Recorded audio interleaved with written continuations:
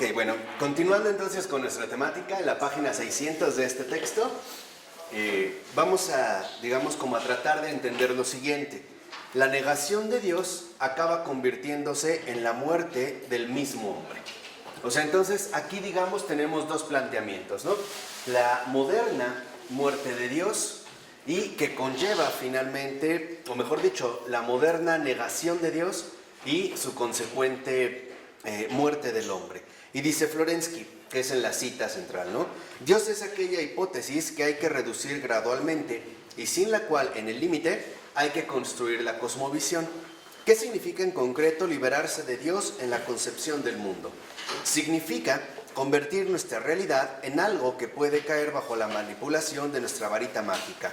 Hacer de esta realidad, en primer lugar, algo irreal y en segundo lugar, algo compuesto de meras notas externas. O sea, significa entonces comprender mal el mundo. Significa destrozar la realidad profunda de nuestro acontecer. Y por ello va a decir, en este sentido, Florensky, que lo fundamental es darnos cuenta que el mundo no puede ser limitado a mi propia estructura racional. O sea, yo no soy la medida del mundo. Y esto tiene, digamos, como un contenido muy importante. Primera, las cosas, los acontecimientos, las personas en general, no pueden ser limitadas a mi propia racionalidad. En este caso, a mi propio pensamiento. Ese es, digamos, un modo de obrar en términos afectivos o intelectuales que hemos ido adoptando, ¿no? Sobre todo en época reciente. O sea, como que nosotros reducimos todas las cosas a nuestra propia estructura pensante. O sea, para nosotros la realidad es según la pensamos o según la podemos pensar. Y a veces, por ejemplo, lo vemos hasta en conversaciones muy cotidianas, ¿no? Los reclamos entre las personas o entre las parejas porque yo pensé que eras de otra manera. Entonces, quiere decir que no estamos abiertos a lo real, sino que imponemos nuestra propia medida intelectual. Por ello va a decir Florensky que cuando se niega a Dios, que es la apertura máxima posible que un hombre puede asumir, entonces el hombre está prácticamente, ¿no?, ya condenado a morir. O sea, ya no va a tener unas expectativas amplias que lo vayan en ese sentido sustentando o que lo vayan finalmente liberando de esa propia estrechez. Entonces, aquí creo que lo que está en juego son dos factores muy importantes y son los siguientes. Primero, la subjetividad del hombre no agota lo real. Es solo una perspectiva, una entre muchísimas otras. O sea, nuestra subjetividad no la podemos anular, pero tampoco la podemos tergiversar. O sea, dándole a la propia subjetividad, a mi perspectiva subjetiva, un papel que de hecho no le corresponde. Entonces, nuestra propia subjetividad en este sentido es verdadera, sí, pero es muy limitada, porque solo representa una sola perspectiva, una, entre una multiplicidad enorme de opciones. De tal manera que entonces la objetividad es aquello que nos rescata de nuestro propio encierro subjetivo. Una cosa es, por ejemplo, preguntarse, ¿qué pienso de esto? Y otra cosa es, ¿cómo son las cosas?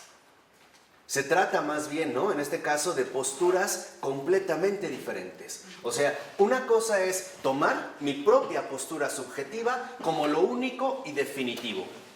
Yo pienso que las cosas son así, entonces así deben ser, ¿no? Y me obligo, por así decirlo, a que la realidad concuerde con mi propia perspectiva.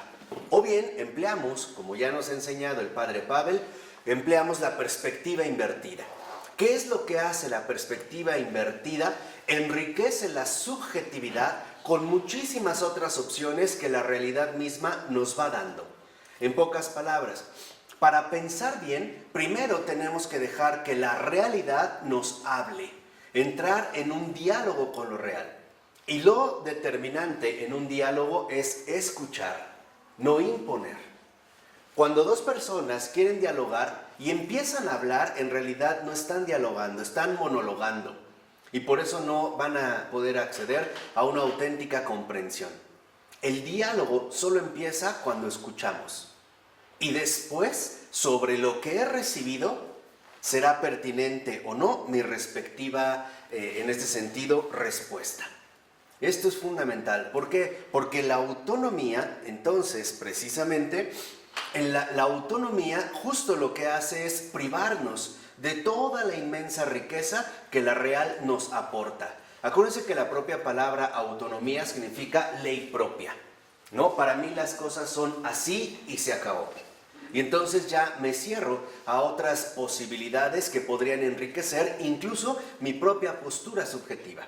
Entonces, la riqueza de lo real es objetivo, es algo objetivo. Y es a partir de esta riqueza como nosotros necesitamos ir enriqueciendo nuestra propia subjetividad.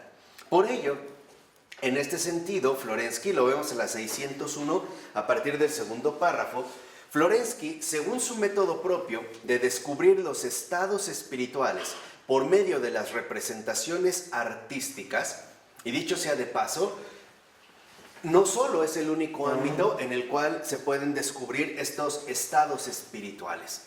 Entonces, aquí lo primero que nosotros vemos es lo siguiente.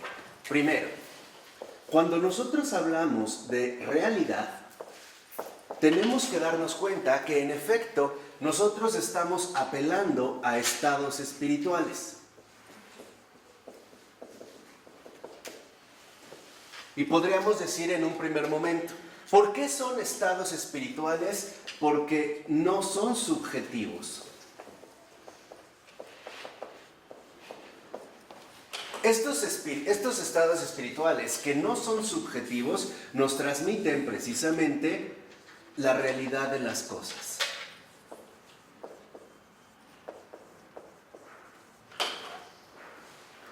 O dicho de otra manera, para poder entrar en una relación fecunda con la realidad, con todo lo que nos rodea, necesitamos primero callar. Después ya veremos qué responder, pero la actitud central es una actitud de respeto silencioso. O sea, dejar que la realidad me hable, no interrumpir literalmente el diálogo. No querer invertir el sentido de las cosas. ¿Cómo? A lo mejor, por ejemplo, imponiéndole a la realidad mi propia interpretación. Hablando antes de tiempo. Y para ello, lo único que se requiere precisamente es una actitud. ¿Cómo se captan los estados espirituales que la realidad manifiesta? A través de una actitud. ¿Qué actitud es esta? La actitud contemplativa.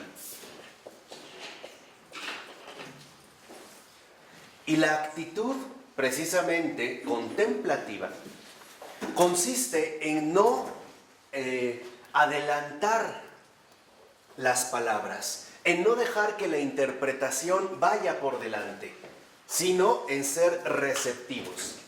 Dejar que estos estados espirituales nos hablen y nos transmitan algún tipo de contenido primordial o de contenido importante. Esta actitud contemplativa, por ejemplo, es aquella que los auténticos artistas poseen y han desarrollado. Todo ser humano está llamado a desarrollar esta actitud contemplativa. Tal vez no en la medida como lo tenga un artista, pero sí, finalmente, como una actitud contemplativa que nos va a permitir captar o recibir la realidad de las cosas. Florensky, en este caso, lo va a hacer, lo va a hacer a través de las manifestaciones artísticas. O sea, Florensky se va a detener en los estados espirituales que brotan, en este caso, del ámbito artístico. Y de ahí él lo que va a extraer son significados. O vamos a decirlo así, va a poder captar el contenido de los símbolos que en el arte se manifiestan. Por ello, lo que va a hacer Florensky es estudiar el principio metafísico que se esconde detrás de ciertas manifestaciones de la pintura occidental. O sea, para Florensky, y esto es fundamental, no solo importa el arte por el arte. Por ejemplo, como hoy estamos quizá ya muy mal acostumbrados a vincularnos con él. Me gusta, no me gusta, está bonito, no está bonito, es famoso o no es famoso, es caro o no caro. No. Lo que realmente Florensky va a hacer, y esa es la invitación que nos propone la actitud contemplativa es buscar el principio metafísico que lo sostiene. O sea, ¿qué es aquello que en realidad lo está como sosteniendo? O sea, ¿de dónde es que está brotando esta situación? En este caso, por ejemplo, la pintura occidental, algunas manifestaciones de la pintura occidental. Y aquí, el primer punto que detecta Florensky es que en estas manifestaciones de la pintura occidental, en algunas de estas manifestaciones, ante todo parece que prevalecer la plasmación de la sombra y de la luz, ¿no? Como que en esta pintura que vemos hay como una determinada plasmación de la sombra y de la luz. Y lo primero que menciona Florensky es que en realidad esta plasmación de la sombra y de la luz refleja a su vez una concepción de la misma vida. En pocas palabras, el arte, como cualquier ámbito espiritual, nos transmite a su vez una concepción de la vida, o también, como le llama Florensky, una concepción ontológica. O sea, nos está transmitiendo ahí un modo de ser muy particular, un modo de ser en ese sentido bastante determinado. Acuérdense que ya algunas clases anteriores habíamos visto que para Florensky quedaba claro, por ejemplo, que en Oriente el icono precisamente no depende del artista, sino es el artista el que depende del icono. Por eso las propias medidas o la geometría que ahí impera no es la geometría a la cual nosotros estamos acostumbrados. Por eso para nosotros, más occidentales, vemos un icono como desproporcionado, como extraño, ¿no? Las orejas aparecen prácticamente aquí, por ejemplo, ¿no? Aquí al lado, o la nariz muy alargada, o los ojos a veces como chuecos. ¿Pero por qué? Porque para el occidental lo importante es imponer su propia subjetividad. ¿Cómo lo va a hacer, por ejemplo? A través de la obra de arte. O sea, la obra de arte en Occidente cada vez se ha vuelto más subjetiva.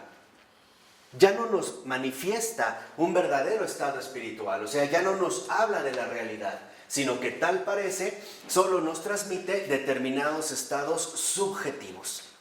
O sea, parece llevarnos finalmente a una situación enteramente subjetiva. Por eso para Florensky es importante el análisis de esta plasmación en la pintura occidental de la luz y de la sombra. Y dice en la siguiente cita: en la pintura se representa la sombra. Esto es inevitable, porque el artista procede de la luz a la sombra, o bien de lo iluminado a lo tenebroso. Tampoco metafísicamente las cosas pueden ser de otro modo.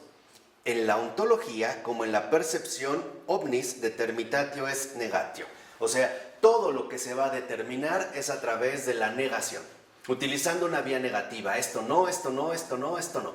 Para quedarnos finalmente con algo que probablemente sí.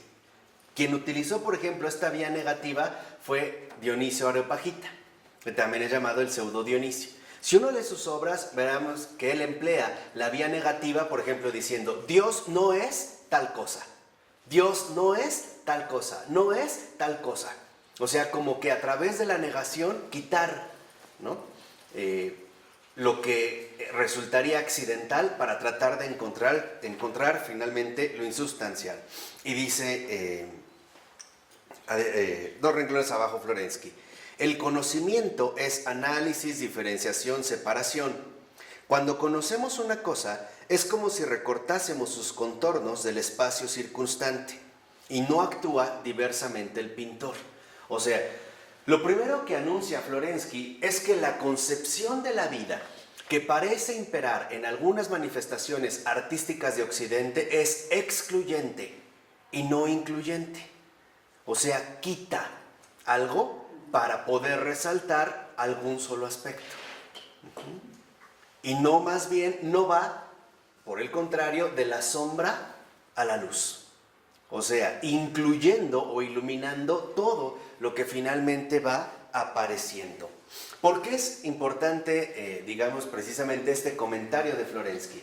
Porque cuando nosotros vemos la realidad de las cosas, Estamos llamados a hacerlo de manera incluyente, o sea, de manera contemplativa, o sea, iluminar cada vez más la realidad. Eso es lo que nos transmite la actitud contemplativa. Nos permite iluminar cada vez más la realidad.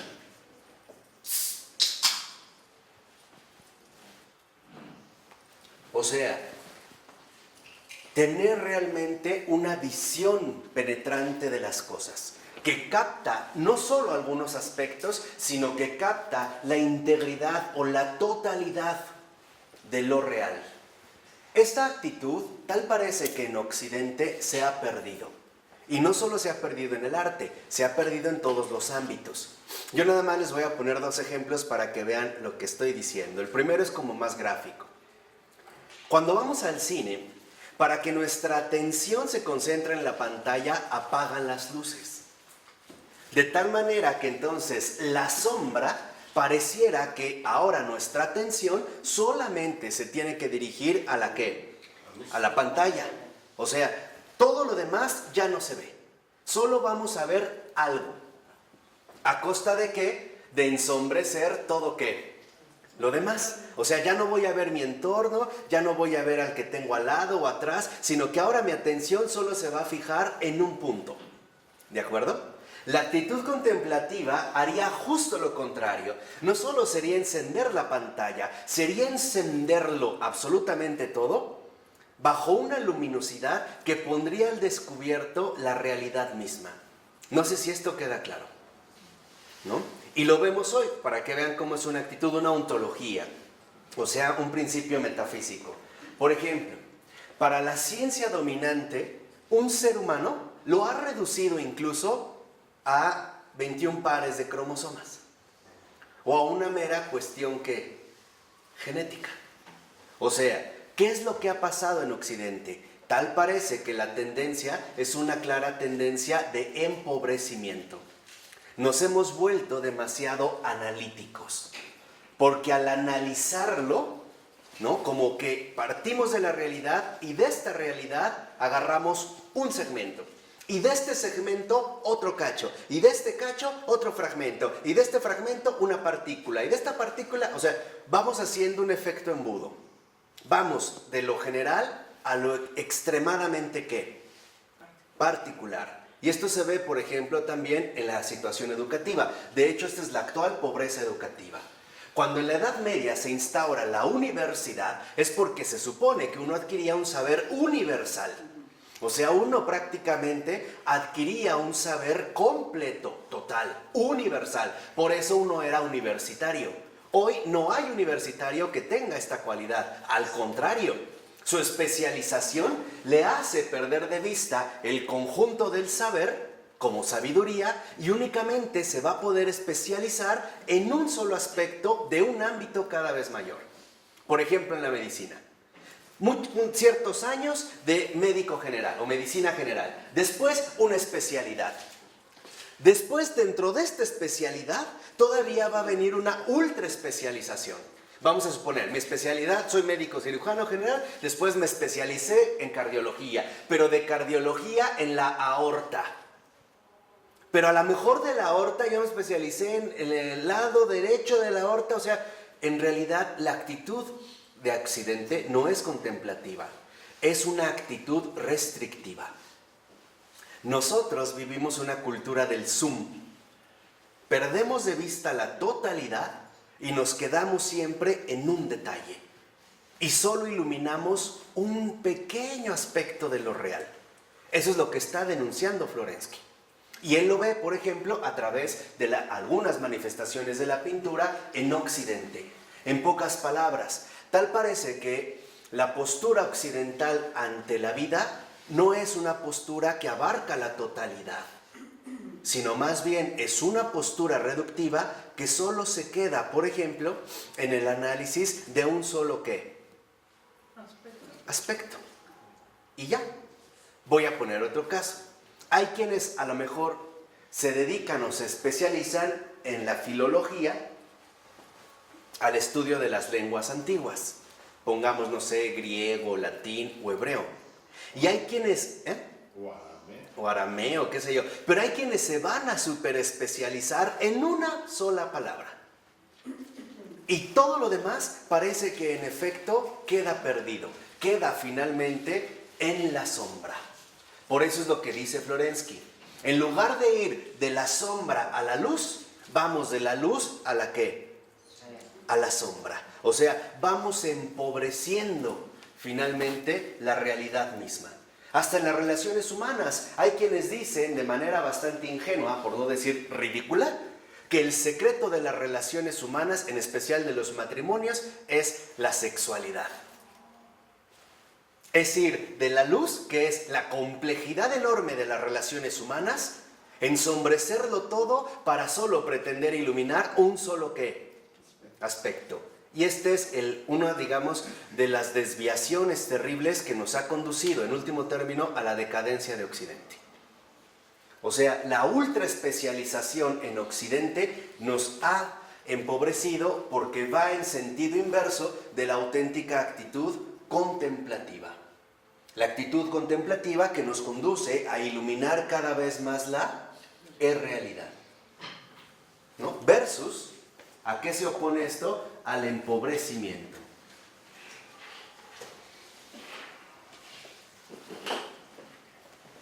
Pero hay algo peor, cuando ven al ser humano, ven la mente sin corazón, y ven corazón sin afectividad. Eso es mucho peor. Eso es nada comparado a esto. Eso es lo que precisamente, al menos en Occidente, pareciera que conduce a empobrecer la vida humana. En pocas palabras, vamos de la totalidad a lo extremadamente particular. A esto es a lo que Florensky se refiere cuando dice que en Occidente tal parece que vamos de la luz a la ¿qué? A la sombra. Hay un pintor, un italiano, lástima que no está Marta, pero no recuerdo ahorita el nombre, que en efecto él es o fue considerado como el maestro de la luz, porque saca rostros que son iluminados por una vela. No me acuerdo ahorita, lo tengo aquí pero no lo tengo en verbal, ¿no? Una vela. Pero para que resplandezca este rostro, el efecto de iluminación que trae la vela, todo lo demás tiene que quedar oscuro. Precisamente para resaltar solo un ¿qué? Un aspecto, ¿no? Por eso va a mencionar en este sentido Florensky que en pocas palabras el principio metafísico que impera en Occidente es el principio metafísico basado en la negación. Esto no, esto no, esto no, como ir apagando una sala, ¿no? Hasta quedarnos con un foquito que solamente ilumina una cosa. Es también un poco la tendencia en el museo, ¿no? Las luces se reducen y solamente se ponen luces dirigidas, ¿no? Como para destacar un aspecto. En este caso vamos a llamarle así una sola obra de arte. Entonces, si lo ven, la actitud contemplativa está basada a su vez en la afirmación, o sea, en el sí. Sí a esto, sí al otro, sí a aquello. Y de ahí es donde en efecto se va a promover el profundo enriquecimiento de la contemplación humana, hasta alcanzar esta actitud contemplativa. Por el contrario, lo que Florensky denuncia en Occidente, y digo también ya Oriente expresa de esta tergiversación, es que parte más bien de la negación. O sea, quita para tratar de quedarse solamente con un mero ¿qué? Aspecto. Por eso, si lo ven, en los iconos orientales no hay juego de sombras y luz. Todo es luz. Es como si en efecto se buscara destacar la complejidad y la totalidad de la obra, sin negarla, sin ensombrecerla, solo para quedarnos con un solo ¿qué? Aspecto, ¿no? Sino más bien hacerlo de manera integral. Por eso en la 133, ahí viene un comentario de Florensky que es muy importante. Dice, es profundamente erróneo el modo normalmente aceptado de explicar la hostilidad presente en la actualidad. Esta no se explica en modo alguno a causa del excesivo celo de la fe. Por el contrario, la hostilidad existente reviste un carácter metodológico. O sea, hoy nuestros métodos o nuestro método es el método negativo, exclusivo. Esto no, esto no, esto no, esto no. Hasta quedarme únicamente con un solo aspecto.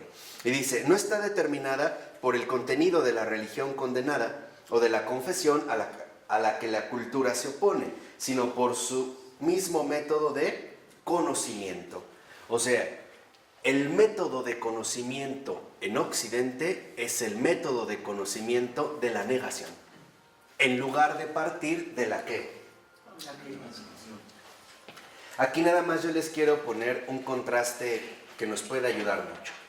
Descartes, quizá, sería un ejemplo perfecto de la actitud occidental de la negación.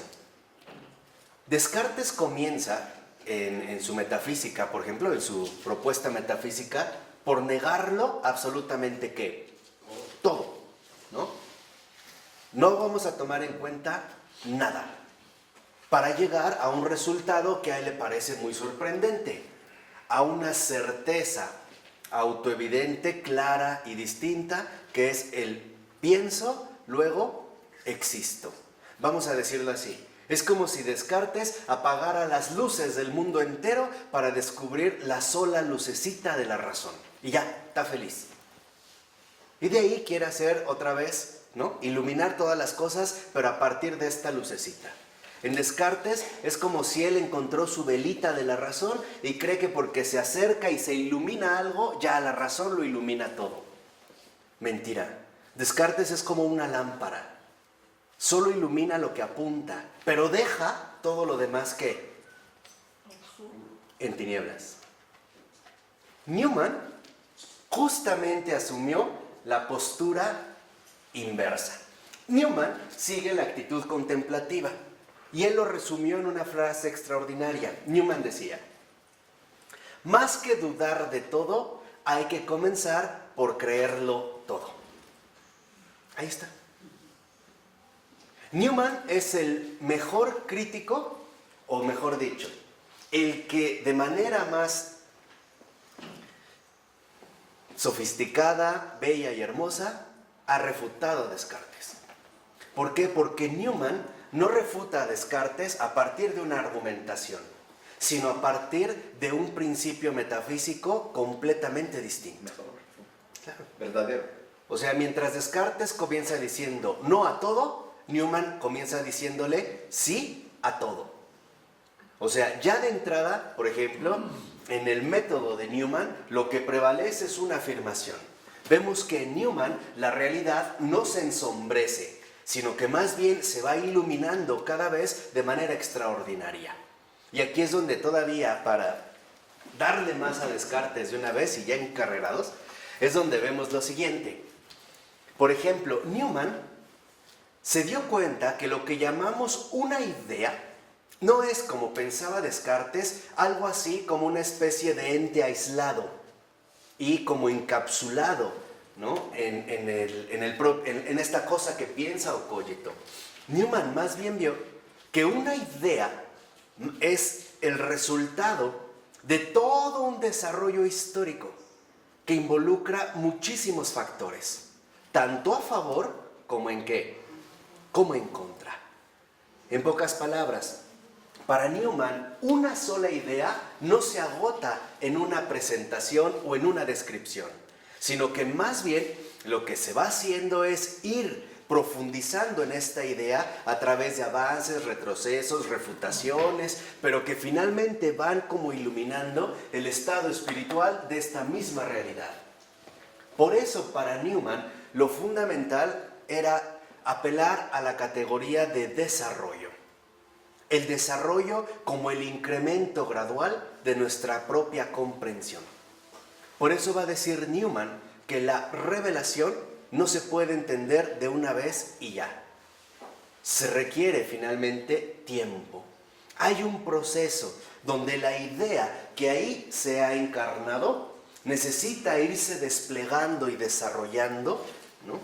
a través de un proceso sumamente complicado. Y no tiene límite. No.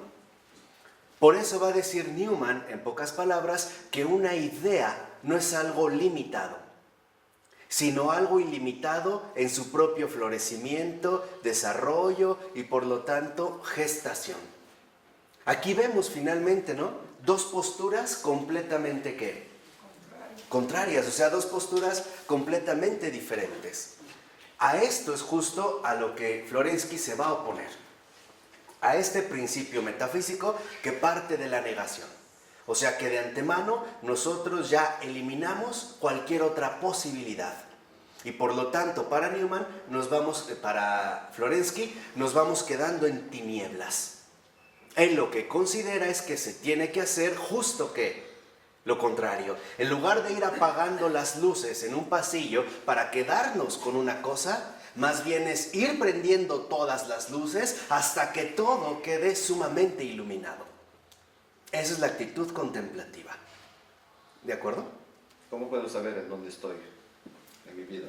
Me puedo dar cuenta de dónde estoy en mi vida a partir de todas aquellas tinieblas que aún no he disipado. En todo aquello donde la luz todavía no ha accedido. En todos los niveles, interiores y exteriores. ¿En qué nivel de comprensión me encuentro? ¿No? Digamos, ¿en qué situación de luz? La realidad. Exacto. Voy comprendiendo en este caso la realidad. Y por ello, para Florensky queda claro lo siguiente, y lo dice a partir de la 602, que es finalmente como el centro mismo que Florensky quería entresacar. Y dice, para llegar a delimitar sus contornos, o sea, quedarnos con esto, el hombre ha de negar la plenitud divina. Este es el punto central. La actitud de Occidente, negativa o basada en la negación, es porque en realidad niega de entrada la plenitud divina. La plenitud significativa de la realidad divina. Entonces, esta realidad de las cosas solamente se puede captar a partir de la plenitud divina. Pero, como Occidente se ha empeñado en negar a Dios, entonces también va a negar esta plenitud. ¿Y a qué vamos o hacia dónde nos vamos a dirigir? A nuestra cultura actual de la ultraespecialización que ve mucho una cosa, pero es totalmente ciega a todo lo demás. De ahí brota nuestra ceguera. Ahí es donde ya Florensky, ¿no?, pone el dedo en la llaga. La ceguera de Occidente proviene de que en efecto habla mucho de cosas particulares, pero es ciega para todo lo demás. Por ejemplo, se han escrito y escrito y escrito artículos, textos, ensayos, etcétera, acerca de la realidad del átomo. Pero ya nadie escribe acerca de la realidad misma. Se sacan ahora hasta ensayos, publicaciones, libros acerca del orgasmo, pero nadie habla del amor mismo, ¿no? O sea, nos quedamos, ya ni siquiera, por ejemplo, a veces de la sexualidad, ahí se ve este zoom de empobrecimiento, sino de aquellas zonas erógenas que supuestamente deben de ser explotadas, el clítoris. Y ya, ahí se reduce todo, ahí. Y todo lo demás queda en tinieblas. O sea, si nosotros negamos la plenitud divina, significa que este empobrecimiento va a ser un sinónimo claro de ceguera.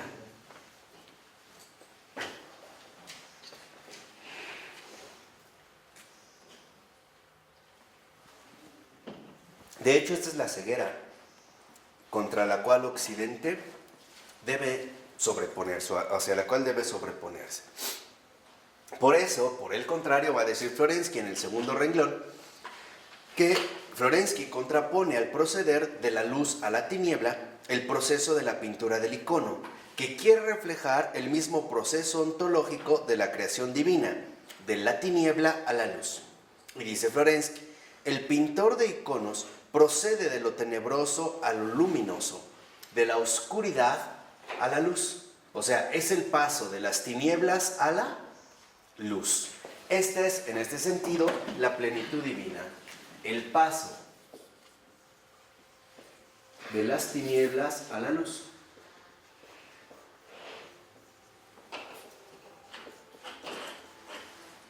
Y lo vemos, por ejemplo, en el propio testimonio que Cristo nos dio, devolverle la vista a los ciegos. Van de las tinieblas ¿a qué? A la luz, ¿no? Pasan de lo oscuro a la luminosidad. Pasan de lo tenebroso a lo luminoso.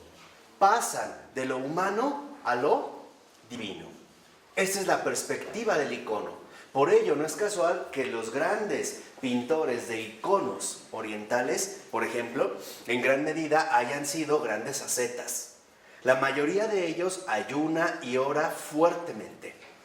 Y no es como en Occidente de a ver qué se me ocurre, ¿no?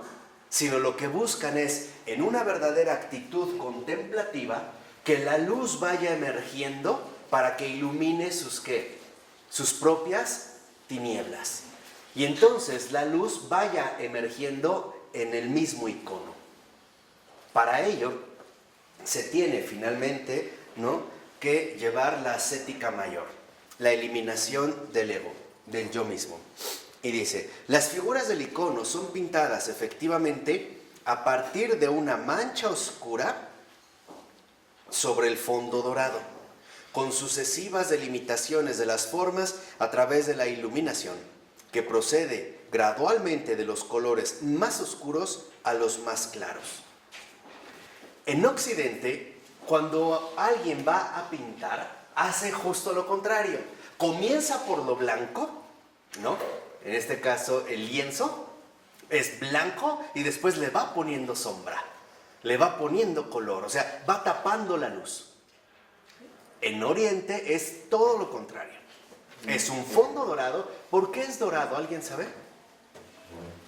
¿Por el sol? No. Porque para Oriente el dorado es el símbolo claro de lo divino. Por eso, si ustedes ven las primeras representaciones gráficas, por ejemplo, de los evangelios, siempre cuando se representa al Señor se le presenta con un halo dorado. Pues sí, es el sol, la luz. Pero de lo divino. O sea, no el sol, digamos, que vemos, sino el sol divino. La luz divina. La luz divina. Por eso todo el fondo es dorado. Si ustedes ven los iconos, siempre tienen alrededor un fondo dorado. ¿Qué nos dice el icono? Que de la luz brotó esta imagen, se delimitó, vamos a decirlo, esta luz, para que pudiera ser más o menos accesible a nuestra propia capacidad de percepción. ¿De acuerdo? Pero si nosotros vemos esto, y no es por demeritar al Greco, pero es para que vean lo que está hablando, aquí no se ve la luz. ¿O sí? No. Las manos en la cara. No. O sea, aquí justo lo que se ve es que todo ha sido ensombrecido. Y lo único que queda es como algún vestigio de luz al fondo, ahí lejano. Con el icono ocurre justamente todo ¿qué? Todo lo contrario.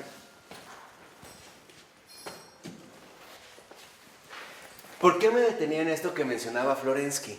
Porque, por ejemplo, hoy es muy casual, y esto es algo que debemos tomarnos muy en serio. Cuando una persona tiene una dificultad o un problema, lo primero que decimos es ya, no quiero saber nada. Cuando en realidad lo que deberíamos de decir es, no, tengo que saberlo todo, para ver si vale la pena o no enojarme, para ver y ver las dimensiones, o sea, comprender de fondo la realidad de las cosas. En pocas palabras, tenemos que leer más a Newman y orar con Newman, porque nos da precisamente esta capacidad de abrirnos a esta actitud contemplativa. Y lo lleva muy bien. Ustedes pueden leer, para empezar, por ejemplo, la Apología Pro Vita Sua, que es justamente como su testimonio, su autobiografía, al menos hasta el momento de su conversión, y que además está considerada una de las mejores obras de las letras inglesas, por su calidad narrativa. Newman también tiene una pluma extraordinaria, ¿no? ¿Qué es lo que vemos? Que, por ejemplo, Newman pasó del anglicanismo al catolicismo porque él también vivió el paso de las tinieblas a la ¿qué? A la luz. Por el contrario, los que pasan del catolicismo al cristianismo, budismo, bla, bla, bla, bla, bla, bla, van de la luz a las tinieblas. Él se dio cuenta, por ejemplo, cuando empieza a estudiar Newman a los padres de la iglesia, que la iglesia romana es la única que siempre ha conservado la luminosidad de las cosas, en su real catolicidad.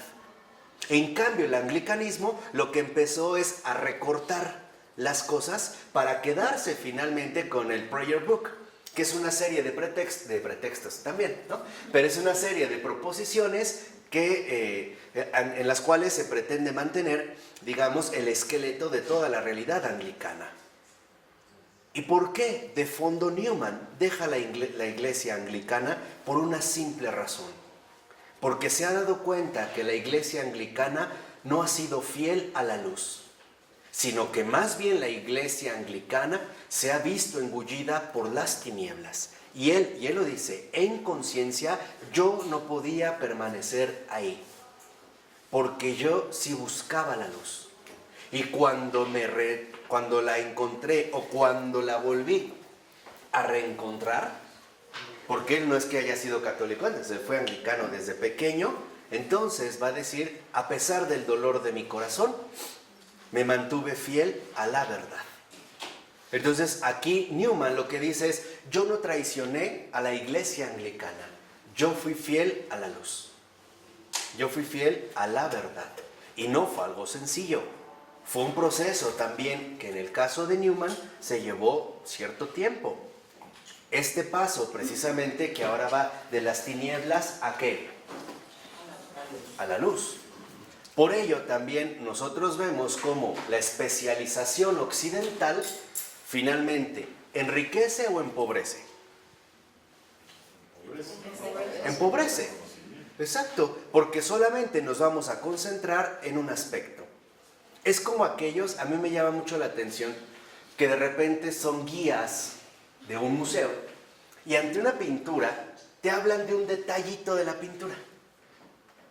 No el libro, la mano, un poco lo que veíamos la ocasión pasada, cuando yo les conocía el cráneo, ¿no? O sea, lo único que ve de todo es una cosa. ¿El qué? El cráneo. Y ya no es capaz de captar la composición total. Cuando uno realmente va de las tinieblas a la luz, uno vive lo que Florensky llama cosmovisión. Uno alcanza una visión integral de las cosas, en sus contrastes, en sus dificultades, en sus rarezas, etc. Pero en último término, uno se enriquece. Cuando uno, por el contrario, va de la luz a las tinieblas, uno se vuelve tuerto o miope. Y en realidad ve demasiado ¿qué? Poco. De hecho, no ve. Newman ponía esta comparación en su ensayo para una gramática del asentimiento, que es el segundo libro que se deberían de leer y mejor todavía memorizar. Paso página por página. Ensayo para una gramática del asentimiento. Ahí, por ejemplo, Newman dice, los que ven poco, ¿no? Dice, son superficiales y poco profundos. O sea, solo ven un aspecto y ni siquiera profundidad. Por el contrario, los que ven mucho son amplios. Encuentran finalmente esta amplitud que nuestra propia comprensión humana requiere. Y va creciendo. Y necesita. O sea, estamos llamados a la iluminación. Esto es lo que nos aporta la actitud contemplativa, iluminación. O sea, el ir pasando gradualmente de las tinieblas ¿a qué? A la luz. De hecho, este es el fruto central de la oración. Exactamente lo que quería decir. Por eso, hablar de oración y hablar de actitud contemplativa es exactamente lo mismo. Por ello, quien no tiene oración está pero perdido. No hay manera. No se puede. No se puede. Aunque tú le mostraras las cosas claramente, no tiene ya la capacidad para verlo. No lo ve. ¿Por qué? Si quieren después, y no estaría mal, damos un cursito sobre Rusia. Y que vean el espíritu oriental. Y ahí se podría ver bien el contraste entre Oriente y Occidente. Pero una de las cosas que favoreció, digamos, esta sensibilidad ortodoxa es su contacto directo con la parte oriental del antiguo Imperio Romano.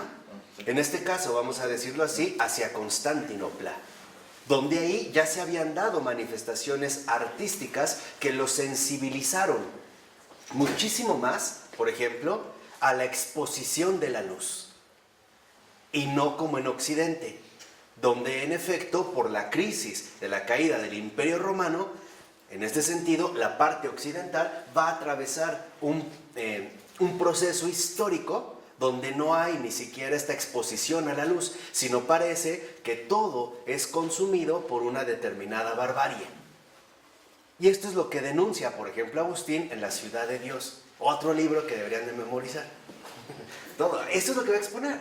O sea, en La Ciudad de Dios. O sea, es una de las cosas que él precisamente va a mostrar. O sea, lo que va a mostrar es que en el contexto histórico, cuando cae el Imperio Romano, en ese contexto histórico, en Oriente y en Occidente, se están viviendo dos situaciones completamente diversas. Occidente está pasando por guerras internas y hambrunas terribles, que ni tiempo les dan para dedicarse al arte, por ejemplo.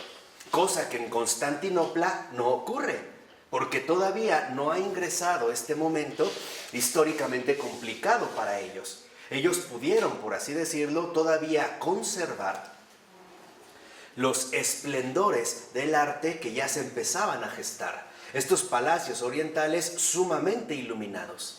Mientras que en Occidente se estaba viviendo en este momento una situación completamente diversa.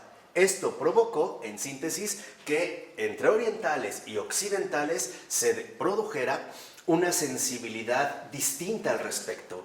En Occidente se buscó más ejercitar el intelecto para tratar de encontrarle sentido a lo que históricamente está pasando. En pocas palabras, se buscó, en este caso, más el pensamiento o un apoyo en el pensamiento para recuperar el sentido de lo que en este momento se está dando. Y esa es una tendencia natural humana. Cuando nosotros atravesamos una crisis o un mal momento, también acudimos al pensamiento para entender qué está pasando o no. Sí, o sea, a ver qué está pasando, o sea, nos vamos a ejercitar en el pensar. En Oriente no. En Oriente, en esta parte oriental del imperio, en Constantinopla, no fue tanto, vamos a decirlo así, la cuestión intelectual la que tuvo primacía, sino más bien la cuestión ritual, o sea, litúrgica, a la que ellos le van a dar un énfasis mucho más importante.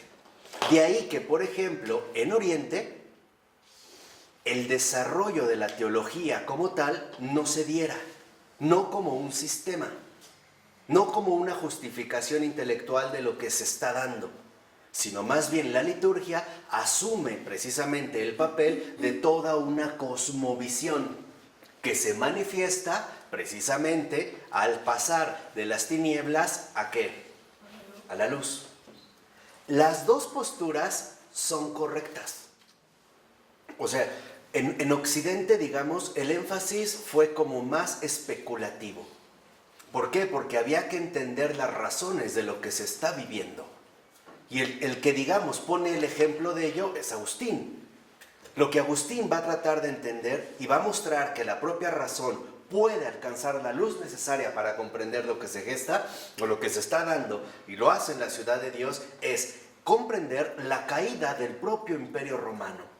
¿Y qué papel está jugando a la luz de la providencia, ya no simplemente de la historia, el cristianismo de este momento? Por ejemplo, una de las conclusiones claras de Agustín, y es igual para la cultura contemporánea, es muy simple. Lo que él va a afirmar es: el Imperio Romano cayó no por el auge del cristianismo, sino por la corrupción de sus propias costumbres. Eso es lo que los llevó a la ruina. Y Agustín muestra que esto ya estaba dado mucho antes de que el cristianismo apareciera, O sea, es tanto como si dijera Agustín: el Imperio Romano cayó porque sus propias costumbres, sus propios modos de vida ya estaban corrompidos de fondo. se estaban apolillando. Era cuestión de tiempo que esto se viniera, ¿qué? Abajo. ¿No es lo que está pasando con la sociedad actual?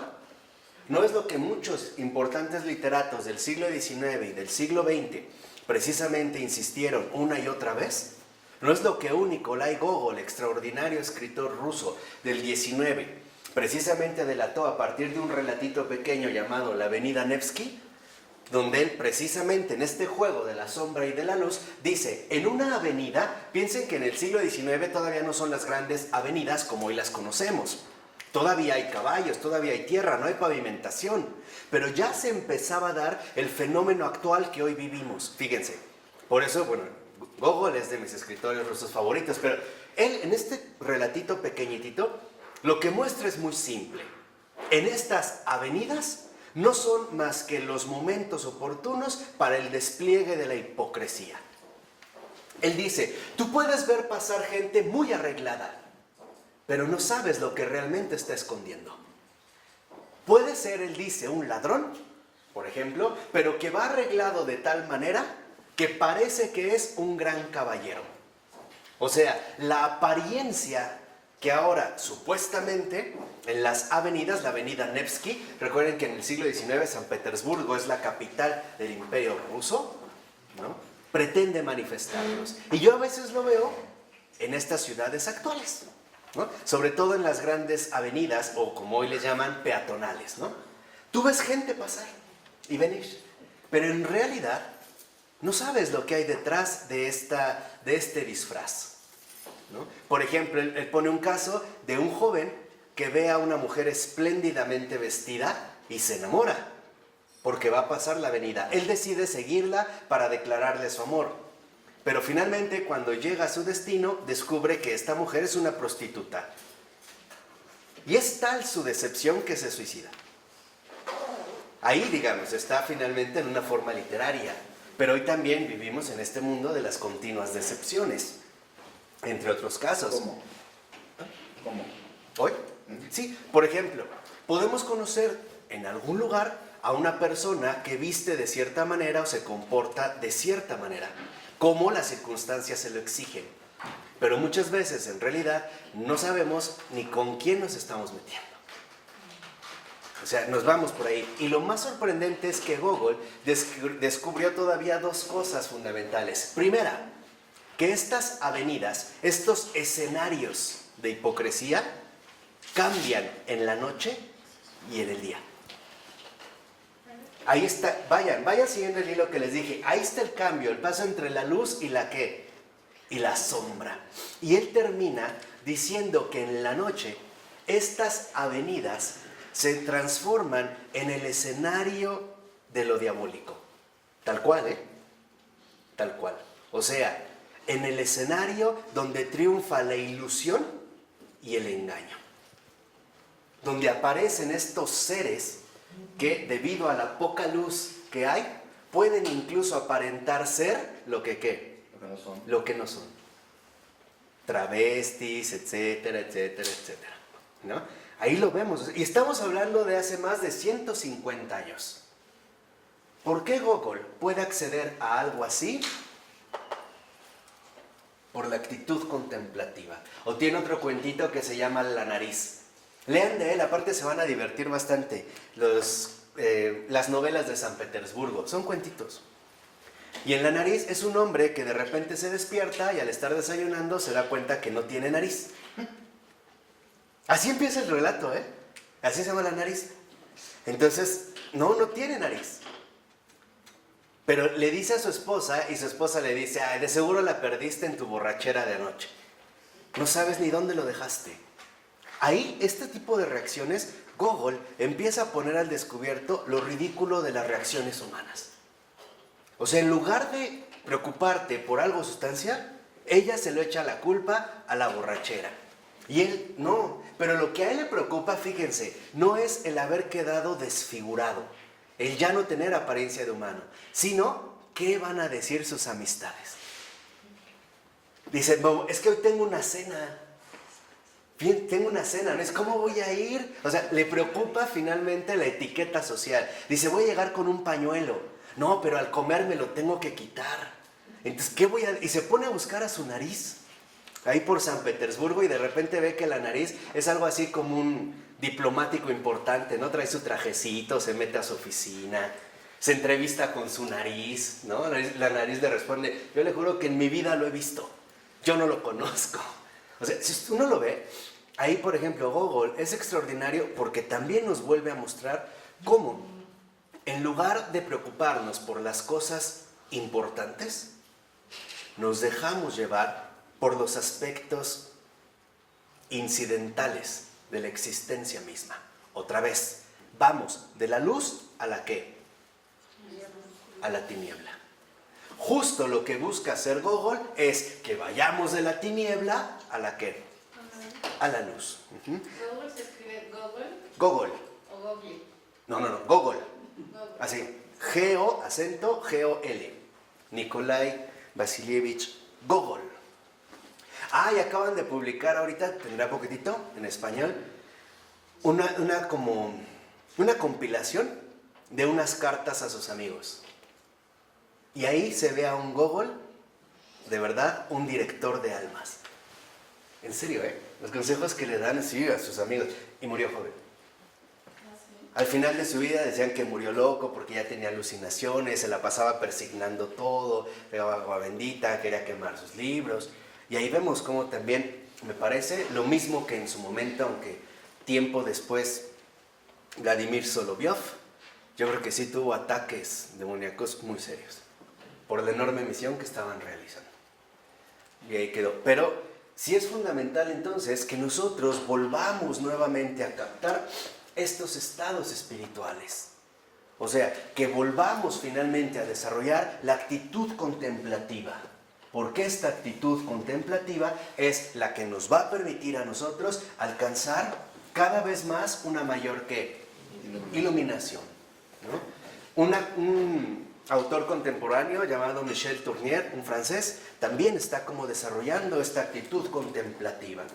Esta necesidad finalmente de ver las cosas bajo una perspectiva no opacada, sino iluminada. Ya no se trata de decir apaguen las luces para ver la película, sino enciendan todas las luces para ver el mundo entero. Ya no solo la pantalla, sino todo el mundo. Yo les recomiendo de él nada más 2 libros. Uno que se llama Celebraciones. Es extraordinario. Y otro que acaba de ser publicado en español que se llama El espejo de las ideas. ¿De Google? No, de Michel Tournier. Yo pensé que el que decías tú de los amigos, que le dedica a sus amigos. Él es Nikolai Gogol. Nikolai Gogol. Nikolai Gogol. ¿Cómo se llama ese libro? El de las cartas creo que es... No me acuerdo si son cartas, no recuerdo ahorita el título, pero son cartas, una selección de cartas de Gogol, los consejos que da. O les decía de Michel Tournier, que me parece que Tournier está ya como en el catolicismo, ya está como más adentro que afuera. Ok, ahora fíjense lo que dice Florensky. Esta iluminación no es una iluminación así, no, tajante, son iluminaciones progresivas. Esta iluminación es progresiva.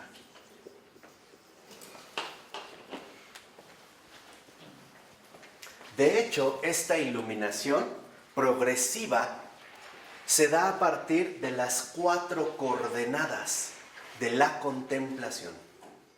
Von Balthasar le llama el espacio cuatridimensional de la verdad divina. ¿De qué depende? ¿Cuáles son estas 4 coordenadas? Esta cuatridimensionalidad, la que precisamente mencionaba San Pablo. Anchura, longitud, altura y profundidad. Entonces, esta iluminación progresiva es cuatridimensional. 1, anchura. 2, longitud. 3, altura. Y profundidad. ¿Por qué? Porque aquí, precisamente nosotros podemos darnos cuenta que esta iluminación progresiva de la actitud contemplativa cada vez nos irá como incluyendo en la anchura, la longitud, la altura y la profundidad de la plenitud divina. O sea, digámoslo así, finalmente, ¿no?, el crecimiento al que estamos nosotros llamados a participar. La anchura es una extensión sin límite. No es como una cinta o un metro que yo puedo medir de un punto a acá, sino la anchura se refiere a la extensión de las cosas. Obviamente, mientras mayor la extensión, mientras mayor la comprensión de la realidad a partir de sus estados espirituales, mayor será la anchura que adquiramos en esta ¿qué? Iluminación. La longitud es el alcance. ¿Hasta dónde seremos capaces de alcanzar? Entonces, anchura como extensión. Longitud, alcance. ¿Hasta dónde es que vamos a poder alcanzar en nuestra comprensión humana? ¿Cuál va a ser el alcance gradual que iremos finalmente adquiriendo? O bien, ¿hasta dónde es que seremos finalmente capaces de llegar? Hay quienes, por ejemplo, en su comprensión de la naturaleza humana, solo son capaces de llegar a el origen en un chimpancé. Hasta ahí. Venimos de un mono, hasta ahí. Otros dirán que no, ¿ya? ¿Hasta dónde vendrá este alcance? Cuando hablamos de la altura, aquí estamos hablando de la dignidad de nuestra comprensión. La altura es la calidad o la dignidad de nuestra iluminación correspondiente. ¿Por qué? Porque estamos llamados finalmente a acceder a una comprensión elevada, de altura, no de bajeza. No comprender las cosas, vamos a decirlo así, a ras del suelo, sino alcanzar la dignidad que solo lo celestial nos puede aportar. Y esto se aplica a todo lo existente, Pero más al prójimo. ¿sí? En general, a todo lo existente, a todo. Personas, cosas, plantas, animales, situaciones, circunstancias, conflictos, historia, etcétera, etcétera, etcétera.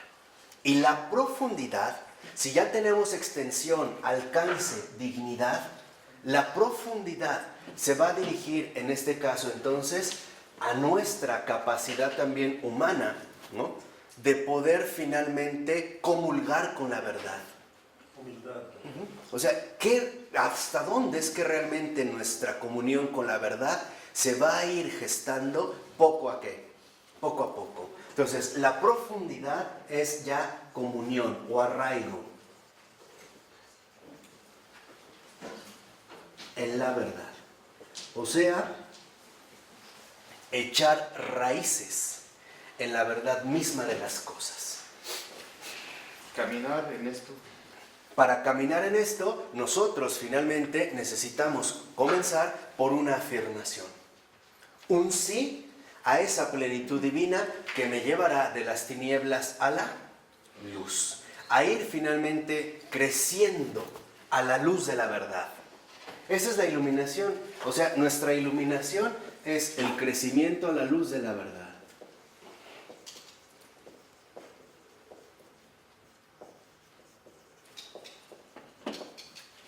Eso es lo que nos transmite la actitud contemplativa. Anchura, longitud, altura y profundidad. O bien, extensión, alcance, dignidad y comunión. Aquí me equivoqué. Comunión o arraigo en la verdad. Eso quiere decir comenzar a vivir. Sí. O sea, finalmente, ¿no?, insertarse en las raíces mismas de la vida. Pero de la vida que no es de este mundo, sino de la vida que ilumina este mundo. Esto es ser cristiano. Por eso ya lo habíamos visto en ocasiones anteriores, los criterios del cristianismo, o sea, la santidad, no son de este mundo. Porque no poseen ni la misma extensión, ni el mismo alcance, ni la dignidad, ni el arraigo en la verdad. Más bien se trata como de dos posturas completamente distintas. Y acuérdense que esto, en último término, la actitud contemplativa depende de una sola cosa: una genuina voluntad de comunión. O sea, el reconocer que yo no soy la verdad, ni la medida de las cosas. Más bien, yo estoy llamado a dejarme fecundar por la verdad. Es la verdad la que me salva, no soy yo el que salva la verdad. Con mis teorías, mis proposiciones, mis interpretaciones, mi inteligencia, no. Es la verdad la que me salva a mí mismo, incluso de mis propias, ¿qué? Tinieblas. Por eso entendemos por qué la verdad nos hará libres. Libres, en este caso, de las tinieblas. Y para ello hay que ir profundizando cada vez más. No hay un punto en el que podamos decir, ya tengo todo. Cada día algo nuevo. O sea, ¿por qué? Porque finalmente esta plenitud divina es algo infinito. Y nosotros estamos llamados a dejarnos fecundar infinitamente. Ese es el recorrido cristiano, La capacidad que tenemos finalmente de ir creciendo en anchura, en longitud, en altura y profundidad. Y todo esto, bueno, se irá realizando día con día. Por el contrario, dice Florensky, en el proceso contrario, el pintor quiere comprender el objeto como algo real en sí mismo y contrapuesto a la luz. Por ejemplo, cuando en Occidente se les hace muy fácil pintar un caballo, o ya ni siquiera el caballo, la cabeza de un caballo.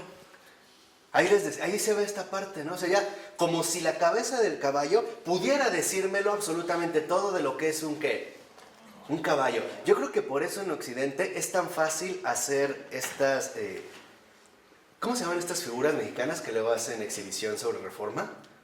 Alebrijes. Es como un collage de partes, ¿no? Cabeza de cocodrilo, cuerpo de ave, patas de hipopótamo, pezuñas de vaca, cola de lagartija, o sea, partes. Quitamos partes y entonces queremos formar un pseudo todo. Y termina siendo un monstruo. Y eso es lo que vemos, ¿no? Son monstruosos.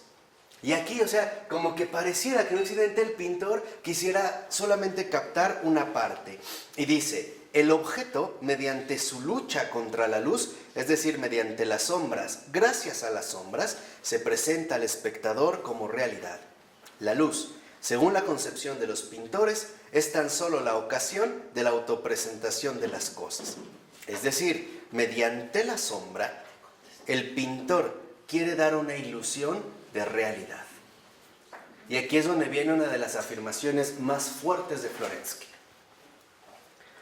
La tendencia que predomina en Occidente es la de manifestar una ilusión de la realidad. Por eso les mencioné a Nikolai Gogol y su Avenida Nevsky.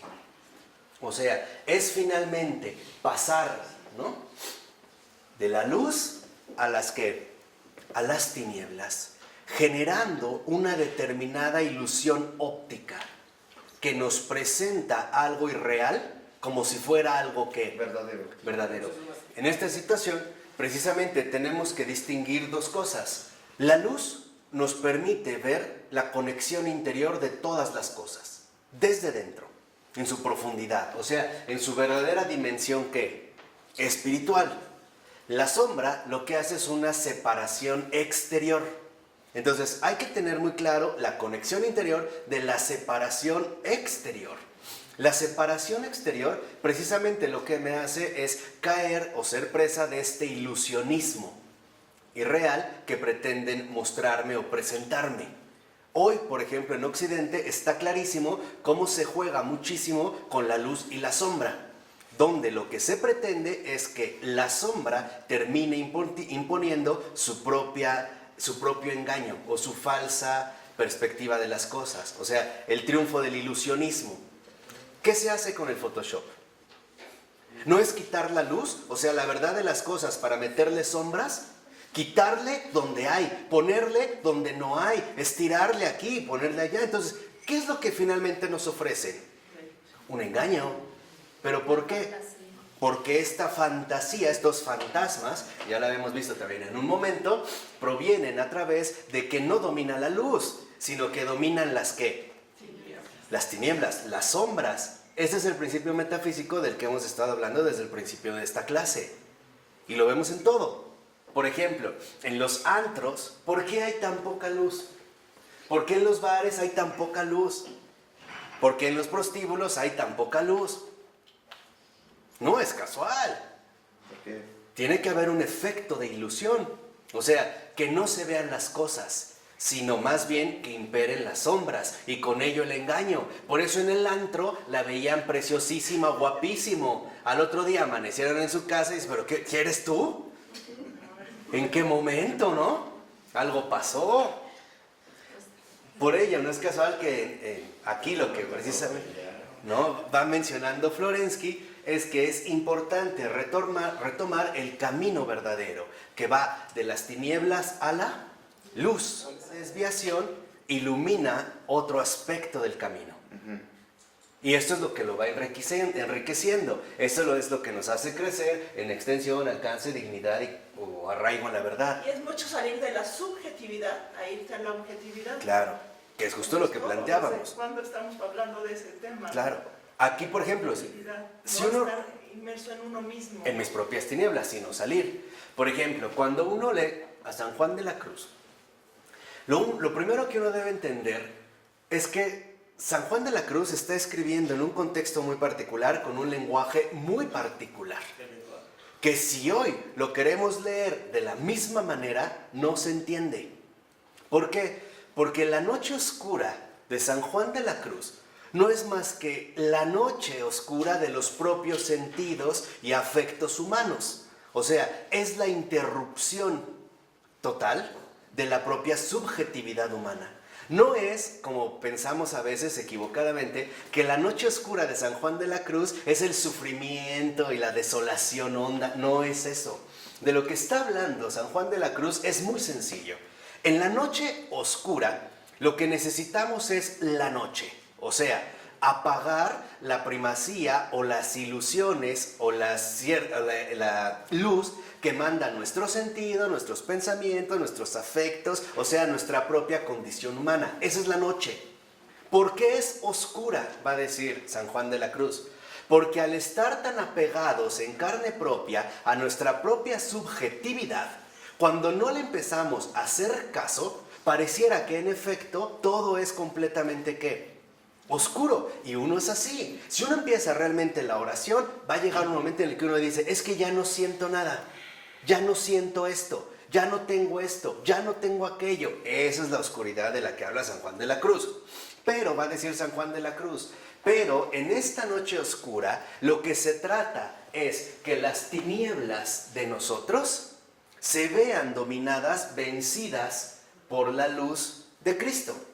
La luz de Cristo no es otra cosa más que la fe, o sea, fidelidad a la verdad. Lo que San Juan de la Cruz llama fe, la luz de la verdad, Florensky le llama simplemente la verdad. Esta es la iluminación a la que se refiere. O sea, la iluminación no es la gnosis, en el sentido gnóstico o equivocado del término. Iluminación significa ser acogido por la luz de la verdad. Y eso es algo que yo no puedo alcanzar. Y también es fe, ¿verdad? Sí. Para él también es fe. Claro, entonces es esa fidelidad, ¿no? En último término, a la verdad. Por eso no es una iluminación intelectual, como a veces se supone o como querían los gnósticos. Es una iluminación metafísica. Lo que se ilumina es la verdad misma y de esta verdad, entonces, todo adquiere su auténtico matiz. Por ejemplo, esto es lo que hizo Cristo durante toda su vida terrena. Manifestó la verdad única de las cosas y puso al descubierto todo lo falso e ilusorio que brotaba, en último término, de las propias ¿qué? Tinieblas. Por eso no es casual que también Jesús nazca de noche, para mostrarnos que la luz viene a las tinieblas de este mundo. Y cuando la luz llega, las tinieblas se disipan. Igual resucita. Claro. Por eso va a resucitar ahí. O sea, no es, vamos a decirlo así, no es meramente casual o alguna ocurrencia o algo por el estilo. Tiene, en último término, un sentido profundo. Entonces, lo fundamental es que a través de esta iluminación nosotros logremos superar esta misma ceguera. Por ello, para Pavel Florensky, lo que queda claro es lo siguiente: la plenitud divina solo es accesible para aquel que dice sí a esta plenitud. O sea, para el que está dispuesto a salir de sus propias tinieblas para acceder a la luz que viene de lo alto. Lo contrario nos conduce a un empobrecimiento y también, por lo tanto, a una profunda ceguera. Pero lo más delicado de todo es que esta ceguera es a su vez una ceguera mortal. Porque nos va a conducir a lo que ya San Juan Pablo II y algunos otros intelectuales del siglo XX llamaban, por ejemplo, la cultura de la muerte. ¿Por qué se quiso, por ejemplo, a través de la eugenesia, o sea, la manipulación del hombre para hacer experimentos científicos? ¿Por qué la eugenesia, por ejemplo, se llevó a cabo? Porque ya no se ve a la luz de la verdad lo que significa ser humano. Por eso. Y finalmente, ¿qué es lo que va a traer consigo este error o esta equivocación? Pues la muerte. Y vemos cómo se empieza a desfigurar todo. Por ejemplo, cuando entraban algunos prisioneros, o todos los prisioneros, a los campos de concentración nazis, al entrar, lo primero que hacían era tatuarles un código de barras y un número. La razón era muy simple. Ellos ya no son hombres, son cosas. Cosas que yo puedo marcar con un código, como cualquier mercancía, y los puedo numerar. De tal manera que al ser números, pierdan toda referencia a su propia condición humana. Y ese era, digamos, el primer shock que van a tener de manera muy marcada. Todo esto proviene de una ceguera total con respecto a la plenitud divina. Ya no se ven las cosas, ya no se ven en su realidad, sino que ahora se ven a partir de la propia imposición subjetiva, en gran medida de un solo hombre, o de algunos pocos hombres. ¿De acuerdo? Por eso dice en la 603, en el último párrafo: al final, dice Florensky, todo se reduce a creer en el primado y en la autosuficiencia ontológicas del mundo, en su autocreación y autoafirmación, o a creer, por el contrario, en Dios, considerando el mundo como una creación suya. Entonces, o una de dos: o aceptamos que el mundo es creación de Dios y por lo tanto ha brotado de la verdad, o bien desligamos al mundo de su conexión interna con la verdad y lo asumimos tal y como es. O sea, un ámbito pleno de equivocación y de error. ¿De acuerdo? Esa es la opción que cada uno va a tener. O sea, o realmente asumimos la postura del creyente o seguimos con la ceguera del no creyente. Esa, en último término, dirá Florensky, es justamente la disyuntiva. En la 604 es el texto: la razón de que la autonomía y la concreción del ser delimitado haya de conseguirse por la negación deriva para Florensky de un principio metafísico. Fíjense, el ser proviene de la nada. Y esta es una afirmación que quizá la hemos escuchado bastante y de la cual muchos estamos convencidos. El ser viene de la nada. Hasta hay personas que dicen, ¿Dios creó de qué? De la nada, ¿no? Y dice, el racionalismo occidental, dice Florensky, mantiene que de esta nada provenga nada y todo. O sea, todo fue creado de la nada. Pero vean lo que nos recuerda Florensky. Para la ontología patrística, por el contrario, vale el principio de que ex nihilo nihil, una cosa cualquiera es creada solamente a partir del existente. En pocas palabras, para toda la patrística, la creación no viene de la nada. La creación viene del existente. ser. no de la nada, porque la nada no es más que una abstracción. O sea, afirmar la nada es una negación del todo. Es justo la vía que va nuevamente de la luz a las ¿qué? A las tinieblas. ¿Y qué es el existente? Dios. Entonces, Dios no crea a partir de la nada, crea al mundo a partir de sí mismo. Al ratito lo vamos a ver de von Balthasar. Cuando dicen de la nada, debe haber una definición de la nada. ¿Cómo la definen? Exacto, No existe, no puede haber algo ahí. claro. No es sustentable. En pocas palabras, la nada es una negación. Y lo importante es lo que la nada quiere negar. Hacia ahí es a donde nos tenemos que dirigir, en este caso al existente. Porque también tenemos formas muy engañosas y muy nefastas de hablar en las que no recapacitamos. Por ejemplo, decimos, Dios me dio el ser, ¿no? Casi, casi como si dijera, Dios me dio el regalo, pero ya estaba yo. Y lo único que me dio Dios fue el ¿qué?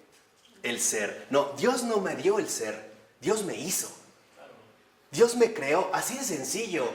No hay un falso yo ahí esperando su ser. Ya estoy yo, entonces Dios me dio el ser, gracias Dios, qué bueno. No es cierto. O existo, ya. Ya, o sea, yo supongo que ya existía, entonces Dios me dio el ser. No, Dios no me dio el ser, Dios me creó. Con esa contundencia y con esa simplicidad. Dios en este sentido me hizo. Por eso va a decir en pocas palabras Florensky que en efecto San Pablo basa todo lo que dice en la ontología de la carta a los Efesios, que todo lo que es manifestado es luz. En pocas palabras, no venimos de la nada, venimos de la luz que emana del existente. Dios no nos sacó de la nada. Incluso para recordárnoslo, quizá nos puso este bello pasaje del Génesis donde dice que Dios tomó, ¿no?, la tierra, o de la tierra, para crear ¿a quién? O sea, venimos de algo, no de la nada, no así, no como varita mágica, ¡ping!, y apareció. No, no es así. Sí, no. O sea, nosotros tenemos un origen concreto. No venimos de una nada extraña por ahí que quién sabe de dónde salió, como el conejo del sombrero. Porque al menos para que el conejo saliera, por lo menos había un sombrero. Y hubo alguien que metió la mano, por lo menos. Entonces, no. Y dice, por ejemplo, en las siguientes citas, dice Florensky, todo aquello que es manifestado es luz. O por decirlo de otro modo, el contenido de toda experiencia. Es decir, todo ser es luz. Aquello que no es luz no es manifestado, es decir, no es realidad. La tiniebla es estéril y por eso las obras de las tinieblas son llamadas por el apóstol estériles. Y cita la carta de los Efesios 5:11. La tiniebla es privación, privada de Dios, es decir, fuera de Dios, puesta afuera. Por eso cuando dicen que, ¿no?, y vi a Satán caer como un relámpago, quiere decir que ya está fuera de Dios, ya no está en la luz. Ahora vive en las puras ¿qué? Y en la irrealidad que de ahí emana. Justo por esta realidad es que es el padre de toda mentira. ¿Sí me explicó? Y ahí es donde este es el paso fundamental hacia el cual estamos llamados a dirigirnos. Pasar en pocas palabras de la mentira a la verdad, del error a la verdad, de la equivocación a la verdad, o en síntesis, de las tinieblas a la ¿qué? A la luz. Esto es precisamente, por así decirlo, la herida profunda que el pecado trajo consigo a la creación. Introducir en el mundo también esta mezcla extraña entre tinieblas y ¿qué? Y luz. Por eso es que nosotros estamos llamados al crecimiento a la luz de la verdad. Y dice Florensky, véanlo por ejemplo en la 605, después de que terminan estas citas, más o menos arribita de la mitad. Florensky explicita en otro lugar, en un estudio etimológico y patrístico de gran riqueza, el parentesco entre la luz y la misma santidad divina, comentando precisamente este texto de la carta a los Efesios, o sea, Efesios 5:13. Aunque es larga, vale la pena comentarla. Dice Florensky. Esto es confirmado también por un examen etimológico de la palabra hebrea kado, realidad sagrada. Se considera la etimología más segura la que la relaciona la raíz verbal kds con la raíz de dos letras, ds, de la cual procede la raíz dasa, se ha puesto verde. Fíjense cómo en la etimología, ¿no? Florensky empieza a sacar luz de aquí. Dice, a la que se atribuye el significado fundamental de ero en ituit, se ha manifestado hacia afuera brillando. Ha salido hacia afuera brillando. Por consiguiente, por esta etimología, podemos establecer más definidamente en qué consiste precisamente la particularidad de lo santo. Fíjense, lo santo es aquello que se encuentra por encima de lo habitual y que se manifiesta, sin embargo, en lo habitual, saliendo de sí mismo por medio de su luz, por medio de sus rayos, sus propias energías, que son portadoras de luz. Dios es luz, y cita la primera de Juan 15. He aquí la expresión neotestamentaria de la santidad divina, que se repite frecuentemente en la Sagrada Escritura en diversas combinaciones. O sea, la santidad no es más que la manifestación de la luz en las tinieblas del mundo. Y esto es salir de lo habitual. Por eso les decía, el santo no es normal para el mundo. Más bien será justo todo ¿qué? Todo lo contrario. Locura y escándalo. A veces vemos la vida de un santo y decimos, ¿y por qué pudo soportar esto? ¿Por qué hizo esto? ¿Cómo se le ocurrió tal cosa? Y parece que nos incomoda. Y dice Florensky, pero según el canto del Trisagio, ya saben cuál es el Trisagio, el 3 veces santo, ¿no? Del Trisagio, lleno de misterio, cantado por los ejércitos celestes, Dios es santo, Svatoj en ruso, santo por antonomasia y por encima de todo. Y por eso la expresión Dios es luz puede ser reemplazada por medio de esta otra. El santo es luz. En pocas palabras, aquí Florensky nos recuerda que los estados espirituales que manifiestan la realidad de las cosas brotan o sus rayos son la luz que emana de la santidad. Es el santo mismo el que ilumina absolutamente todas ¿qué? Las cosas. Ya no es ni siquiera la luz en sí misma, no es cualquier luz. Es el santo de los santos el que ilumina absolutamente la realidad de todo lo creado. ¿Por qué? Porque Él es la verdad. No sé si queda claro esto, que esto es muy importante, ¿eh? Porque a veces nada más suponemos que, bueno, pensamos en la luz como un rayo. Y aquí Florensky nos recuerda que no, que en realidad esta luz brota del santo de los santos.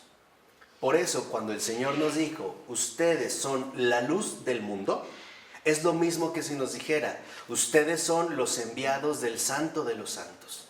¿Y cómo van a manifestar la luz del santo de los santos? Manifestando a Dios. O sea, a través de la santidad. Eso es lo que estamos buscando con este libro.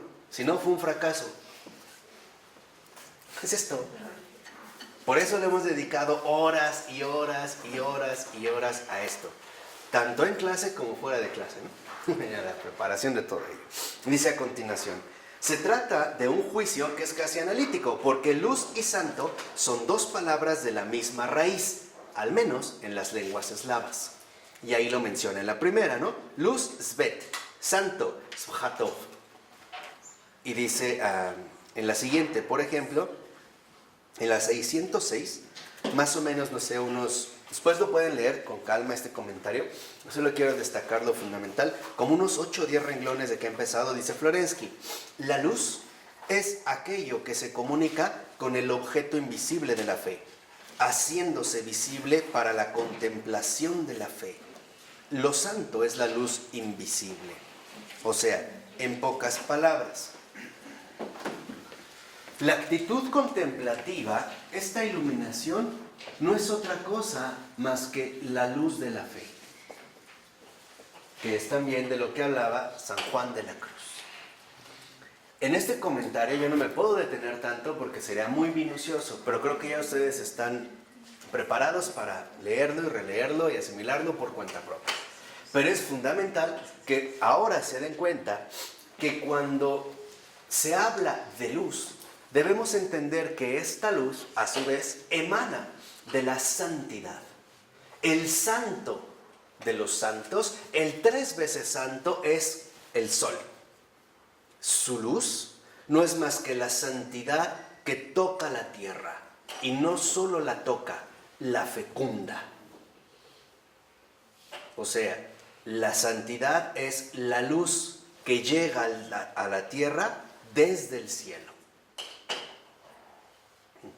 Aquí ya nosotros debemos de reestructurar bien nuestros esquemas intelectuales. La santidad es la recepción del cielo en la tierra.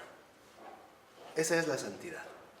De tal manera que entonces la luz del cristiano no es la luz habitual del mundo. Por eso una vez ya les dije y se los vuelvo a decir, no basta con ser buenas personas, no basta con ser prudentes, educados, sinceros, honestos, buenos, caritativos, respetuosos, trabajadores, moderados. No basta, porque eso sigue estando finalmente en el horizonte del mundo.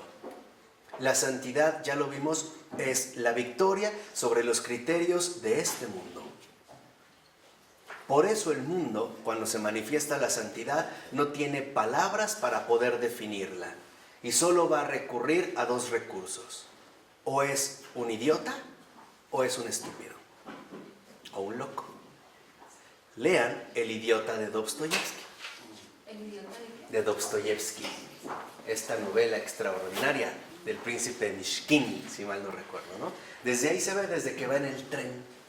Entonces, por ello es que no debe sorprendernos que el mundo no nos conoce, porque en realidad no puede conocernos. Y lo peor, no quiere conocernos como cristianos. Y ya dijimos, hablar de santidad en el cristiano es lo que debemos hacer, ¿eh? Ya se supone que superamos este obstáculo de no, un santo, no, por favor, ¿cómo? No, yo no soy el santo. Estamos llamados a dejar que la santidad se encarne en cada uno de nosotros. ¿De acuerdo? Entonces, la invitación aquí es muy clara. En último término, y en síntesis, la actitud contemplativa, y lean el librito de Hans Urs von Balthasar, La oración contemplativa, no es otra cosa más que dejar que el santo de los santos manifieste su santidad a través de mi propia vida y existencia. O sea, a través del cumplimiento de su misión, de su voluntad. O sea, a través de la misión que Él tiene preparada para mí y para el mundo entero. Ya, por favor, que sus expectativas sean realmente católicas. Acuérdate, cada vez que tú mencionas una palabra, y no estoy exagerando, está destinada a desplazarse hacia el mundo entero.